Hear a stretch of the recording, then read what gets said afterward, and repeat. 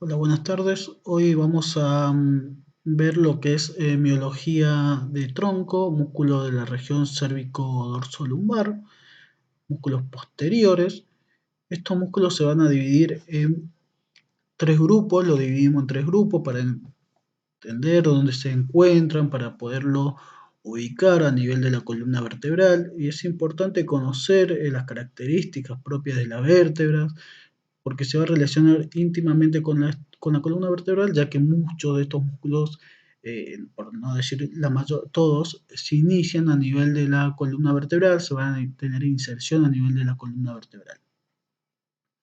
Estos músculos de la región posterior lo vamos a dividir en tres grupos: un grupo posterior, que son los músculos que se van a encontrar ubicados en lo que es los canales paravertebrales. Estos canales paravertebrales se encuentran por detrás de la apófisis transversa y hacia los lados de la apófisis espinosas,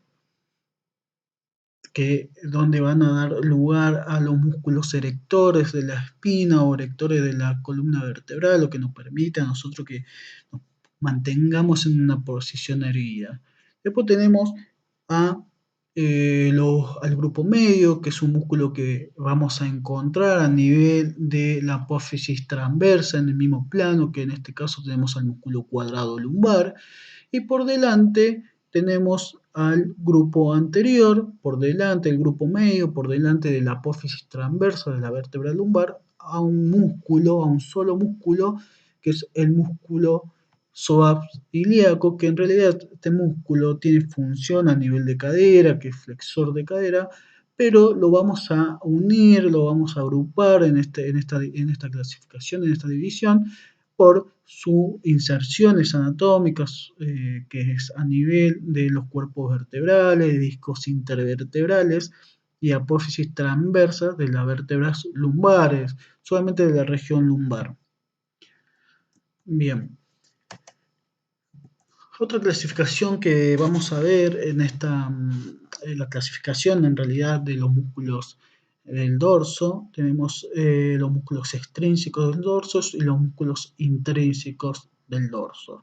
Los músculos extrínsecos del dorso lo vamos a dividir, se van a subdividir en dos planos, un plano superficial y un plano intermedio.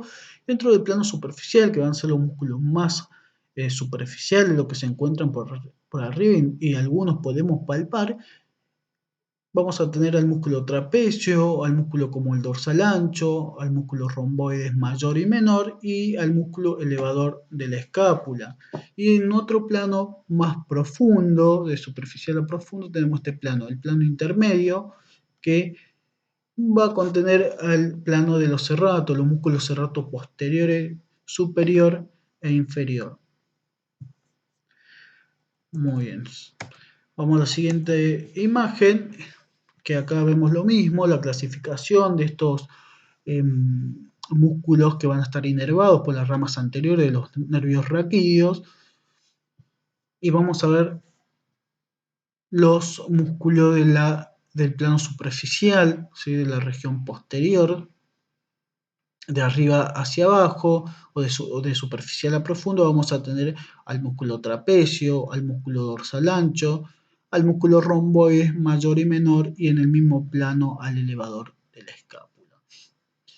Lo vemos en color rojo, como es el músculo trapecio. Muchos de ustedes seguramente ya lo escucharon nombrar, un músculo bastante superficial que lo podemos palpar y bastante voluminoso, y también por su función, su actividad que realiza. Por debajo vamos a tener al músculo dorsal ancho, otro músculo superficial y voluminoso. Y debajo de estos músculos podemos encontrar, siguen siendo parte del plano superficial, a los músculos romboides mayor y menor y al angular de la escápula o el angular del omóplato o elevador de la escápula. Vamos a ver en otra imagen, en la imagen anatómica, cómo tenemos la disposición de este músculo trapecio, su inserción a nivel medial, a nivel de todas las apófisis espinosas de las vértebras cervicales y vértebras torácicas, desde el occipital hasta las vértebras torácicas, que van a convergen para terminar su inserción a nivel de la clavícula y la escápula. Este es el músculo más superficial que vamos a encontrar dentro de este plano y vamos a describir su inserción. Este músculo, al ser un músculo bastante grande, va a tener mucha extensión en sus inserciones proximales o inserción medial, se va a originar de la protuberancia occipital externa. Si nosotros recordamos y repasamos un poco de lo que es osteología de cráneo y vamos a una imagen de lo que es occipital, su configuración externa o la cara exocranial del occipital, teníamos una estructura palpable que era la protuberancia occipital externa, que a ambos lados encontrábamos las líneas semicirculares de este hueso occipital, que también son lugar de inserción para los músculos del cuello, músculo de la nuca. Bueno, este músculo trapecio se va a insertar a nivel de la protuberancia occipital externa, ¿sí? Se va a insertar a nivel del ligamento nucal, ¿sí? A nivel cervical, en la apófisis espinosa de la séptima vértebra cervical y a nivel de todas las apófisis espinosas de las vértebras torácicas. Este músculo, va a ser un músculo muy grande, va a presentar tres fascículos, un fascículo superior, fascículos mediales y fascículos inferiores, que se van a unir y van a converger a nivel de la cintura escapular a nivel de la escápula y a nivel de la clavícula. Bien, repetimos las inserciones del trapecio a nivel de la protuberancia occipital externa, al nivel de las cervicales en el ligamento nucal, apófisis espinosa de la séptima vértebra cervical y en la apófisis espinosa de las 12 vértebras torácicas, un poco más, un poco menos, y van a converger, van a unirse a nivel de la escápula para insertarse en el labio superior de la espina de la escápula, acromion y extremo externo de la clavícula o extremo lateral de la clavícula. Por ende, vamos a tener una porción del músculo trapecio que está hacia adelante, que va a llegar hasta la clavícula, y el resto en la parte posterior. Volvemos a la imagen anterior. Estos fascículos bien delimitados, los fascículos superiores, va a terminar en el borde posterior de la clavícula, borde posterior en el extremo externo de la clavícula, las fibras mediales que van a terminar en el labio superior de la espina de la escápula y las fibras del fascículo inferior que termina, se une al resto a nivel de la espina de la escápula. Bien, acá vemos otra imagen a nivel de escápula, cómo se va a insertar en la espina, ¿sí? Y a nivel del acromion, a nivel de las apófisis espinosas de las vértebras torácicas, y es uno de los músculos más superficiales que tenemos, que es bastante fácil de palpar. ¿Y qué función va a cumplir este músculo trapecio? ¿Qué función va a cumplir? ¿Cuáles según sus fascículos? ¿Sí? El músculo trapecio, al tener diferentes fascículos por la orientación de sus fibras musculares, van a realizar diferentes funciones de manera aislada y a nivel global. ¿Sí? Bien, su fascículo superior del músculo trapecio va a ejercer, si tomamos punto fijo a nivel de el ligamento nucal, la inserción a nivel del ligamento nucal y la tuberosidad externa del occipital, eh, va a producir la elevación, ¿sí? De los hombros y la rotación, ¿sí? Va a rotar y va a reducir la escápula, ¿sí? Va a llevar hacia afuera, va a elevar el ángulo supraexterno de la escápula, o va a elevar la cintura escapular. Si lo hace bilateralmente de ambos lados, hace una elevación de hombros. Si este movimiento, por ejemplo, para peinarse, es necesario la función de los fascículos superiores del trapecio. Después tenemos la porción transversal, ¿sí? Que si ustedes pueden observar, las fibras de este fascículo son más horizontales, en general son horizontales y van a llegar al nivel del labio superior de la escápula, y lleva una función la cual va a ser acercar, ¿sí? Sinérgicamente, no solamente este fascículo va a producir esa función, sino que acompañado de otros músculos, la unión, ¿sí? La aducción de la escápula lleva la escápula hacia la columna o hacia la línea media. Y por último, tenemos estas fibras, el fascículo inferior, donde sus mm, fibras musculares son más oblicuas y que van a terminar a nivel de la espina de la escápula. Va a tirar si tomamos punto fijo siempre en la columna, tira de la escápula y ahí produce el descenso, ¿sí? O una rotación, una reducción de la escápula. Vamos a otra imagen. Acá podemos observar la función, ¿sí? Si nosotros hacemos la contracción solamente aislada de un solo lado de este músculo trapecio, tomando punto fijo a nivel de la columna vertebral, hacemos la abducción de la escápula y la elevación del ángulo supero externo de la escápula. Y si lo hacemos bilateralmente de ambos lados, vamos a producir la elevación de ambos hombros.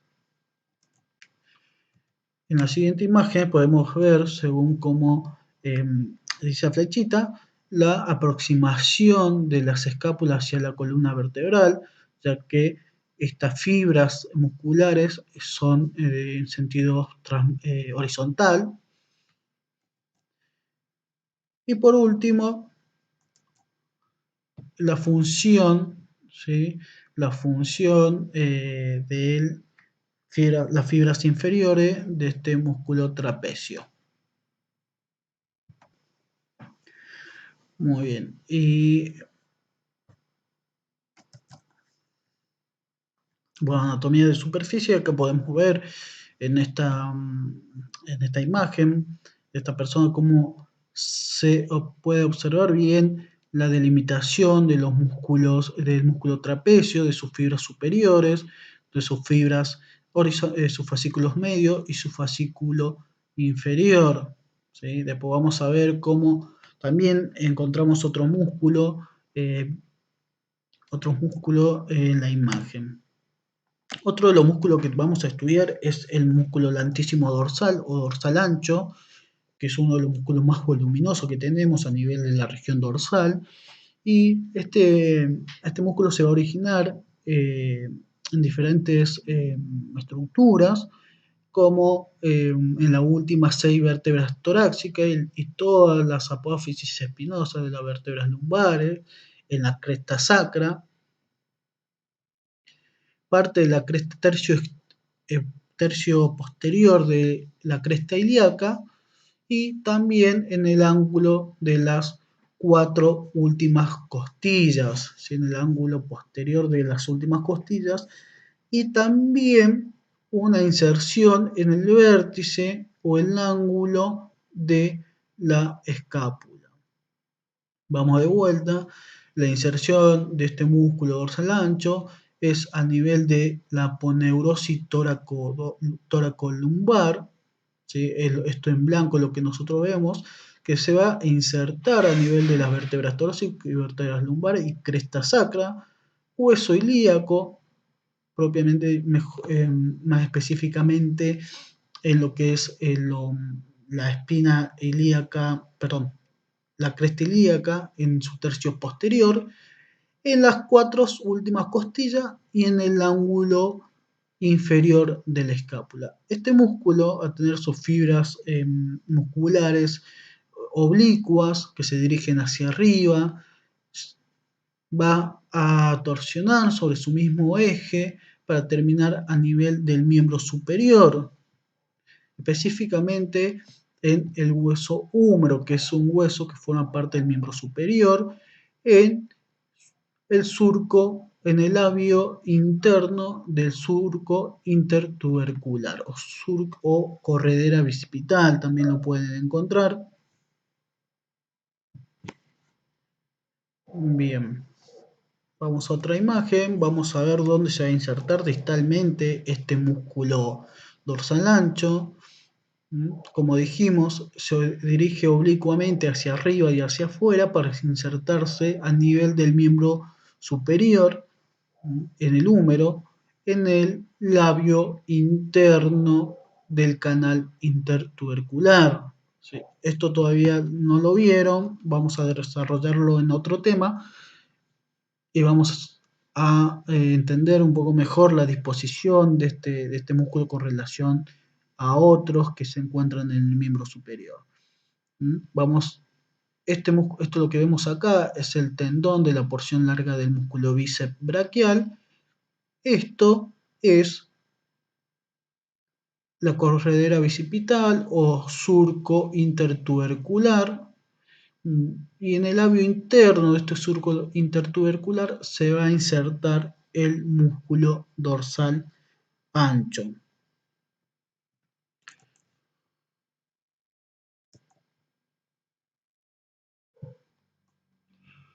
Puede ser que también lo encuentren, o según la bibliografía que lean, que este músculo dorsal ancho se va a insertar en la parte más interna de este labio, del canal intertubercular, ¿sí? Del labio interno, la parte más externa del labio interno.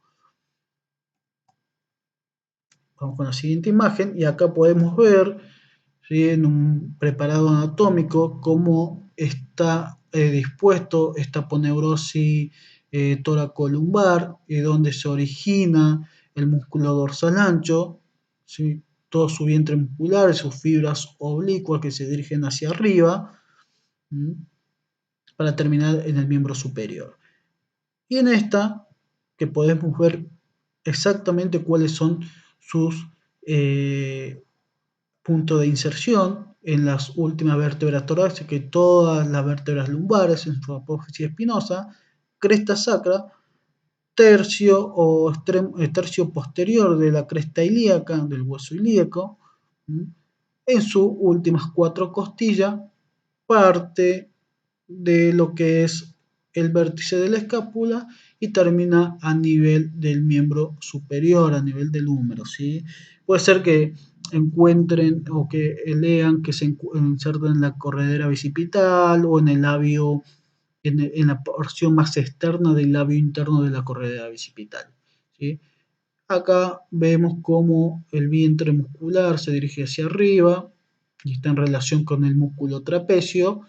Y en este preparado anatómico vemos el músculo trapecio hacia arriba, ¿sí?, y el músculo dorsal ancho, su vientre muscular y su inserción a nivel de la aponeurosis toracolumbar. Bien, ¿qué función va a tener este músculo dorsal ancho? Si nosotros podemos observar, ¿sí?, este músculo tiene una importancia bastante interesante a nivel del movimiento del miembro superior. Por ejemplo, El músculo permite realizar la extensión y abducción, ¿sí? Y rotación interna del miembro superior. Un gesto, un movimiento que se utiliza mucho en el nado, en la natación, ¿sí? Y si tomamos punto fijo a nivel de los miembros superiores, podemos hacer el gesto de trepar, ¿sí? La elevación es una función que se realiza siempre, elevando el tronco, lo que lleva también a elevación de la costilla y de todo lo que es la columna dorsolumbar, ¿sí? Entonces, si tomamos punto fijo a nivel de la columna vertebral, este músculo bastante potente va a actuar a nivel del miembro superior, produciendo una extensión, una abducción y una rotación interna del miembro superior. Y si tomamos punto fijo a nivel del miembro superior, va a producir una elevación del tronco.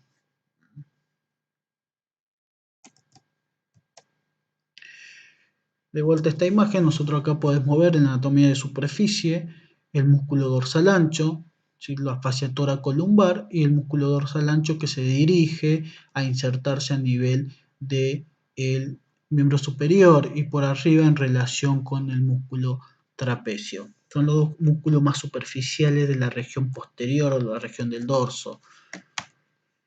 ¿Qué otro músculo sigue? El que vamos a ver es el músculo elevador de la escápula o angular del omóplato. Es un músculo bastante cortito y su inserción proximal va a ser a nivel de las apófisis transversas de las 4 primeras vértebras cervicales. Se dobla sobre su eje, se torsiona sobre su eje para terminar a nivel del ángulo interno del superinterno de la escápula. Vamos a ver otra imagen. En esta podemos ver en la estructura ósea que la escápula se va a insertar a este nivel, en el ángulo superinterno de la escápula, y va a terminar a nivel de la columna cervical. Por eso es importante conocer la anatomía de las vértebras cervicales.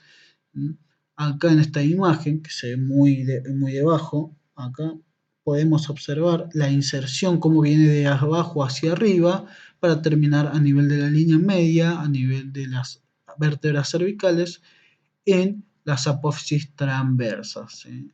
Y en este preparado anatómico podemos ver el ángulo inferior de la escápula, el ángulo superinterno de la escápula, y va a terminar en las 4 primeras vértebras, en C2, C3 y C4. ¿Qué función va a realizar este angular del omóplato? ¿Sí? Actuando solamente de un lado, o sea, tomando en cuenta un solo músculo angular del omóplato y tomando punto fijo a nivel de la escápula, va a producir una inclinación cervical, ¿sí? Con una rotación hacia el mismo lado, y cuando actúan los dos, van a colaborar en la función de estabilizar la columna cervical, ¿sí? No va a producir una extensión, ya que eso corresponde a otro músculo de la región de la nuca, sino que va a producir una estabilización en la columna cervical y también participa en una leve extensión, ¿sí? Si bien no es la función principal de este músculo elevador de la escápula, participa en una leve extensión, ya que se dirige de la parte media hacia la posterior donde se encuentra la escápula. Y si tomamos punto fijo a nivel de la estabilización de las vértebras, a nivel de cervical, va a producir una elevación, ¿sí? Recuerden que se va a insertar en este punto, en el ángulo superinterno de la escápula, produciendo una elevación, ¿sí? De la escápula y un movimiento de campanilla, de abducción, ¿sí? Hacia afuera, ya que el vector de la fuerza se encuentra hacia el lado medial, ¿sí? Hacia el lado de la columna cervical. ¿Qué otro músculo encontramos en el plano superficial? Es el plano de los romboides, que se encuentra en el mismo plano que el angular del omóplato, pero un poco más hacia abajo. Estos músculos, el romboide mayor y el romboide menor, ¿sí? Van a estar muy relacionados porque se encuentra uno debajo del otro. Ambos romboides se van a insertar en la apófisis espinosa de la séptima vértebra cervical a la quinta vértebra torácica. Y su inserción distal va a ser a nivel del borde de la escápula hasta el ángulo inferior. Si nosotros recordamos la disposición del músculo angular del omóplato, por debajo y en el mismo plano muscular vamos a tener al romboide menor o romboide superior y al romboide mayor, que estos se van a insertar en la apófisis espinosa de las vértebras cervicales y torácicas y en el borde, en el labio posterior del borde interno de la escápula. Al ser el romboide menor estar por arriba y el romboide mayor estar por debajo, mucho más voluminoso, lo vamos a poder diferenciar. Es difícil diferenciarlo, excepto que tener en cuenta que por arriba de donde arranca la espina del omóplato tenemos al romboide menor y por debajo de donde se origina la espina del omóplato tenemos la inserción del romboides mayor.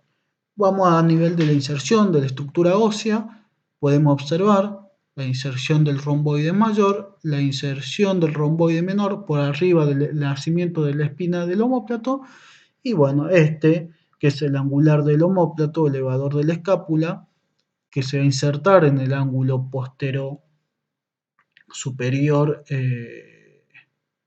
interno de la escápula y termina en la apófisis transversa de las vértebras cervicales.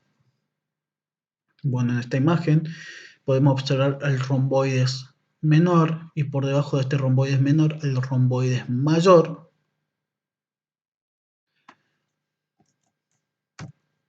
¿Y qué función va a realizar este músculo romboides?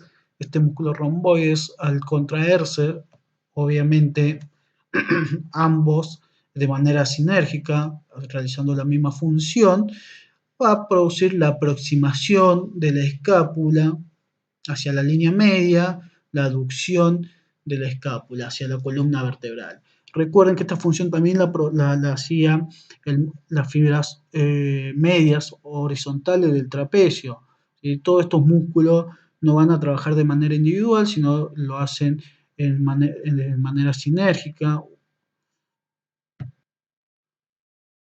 Lo hacen de manera sinérgica para realizar la función y el movimiento.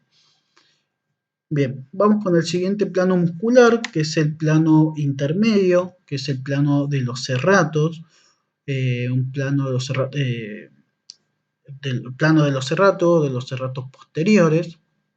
En los serratos posteriores superior, porque son dos, uno a cada lado, y el serrato posterior inferior, que también son dos a cada lado.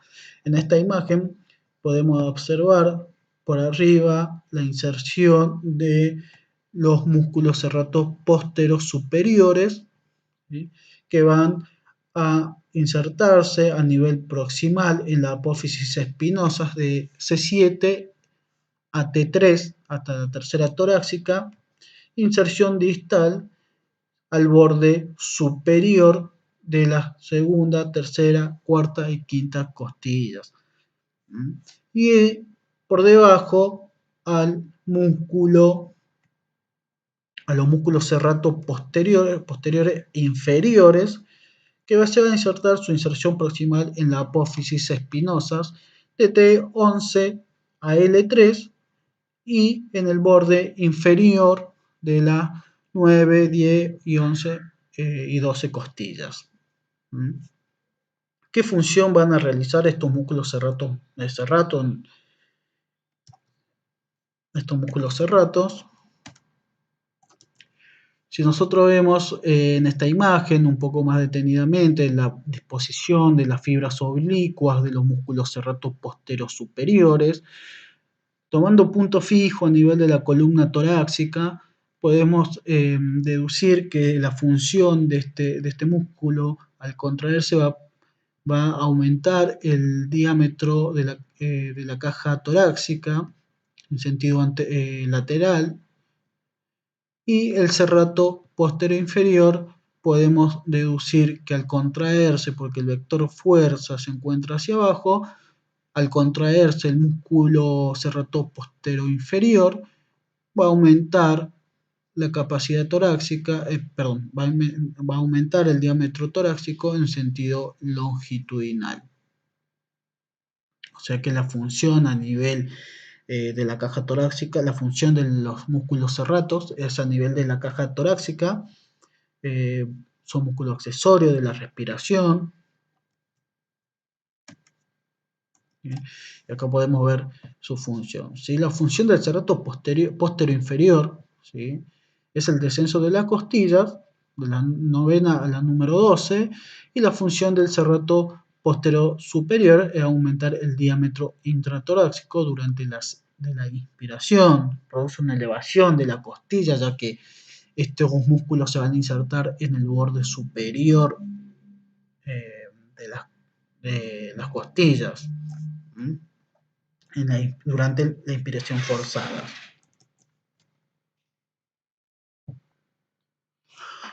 Bien, ahora tenemos los músculos extrínsecos, perdón, los músculos intrínsecos del dorso, que lo vamos a seguir viendo en otro video.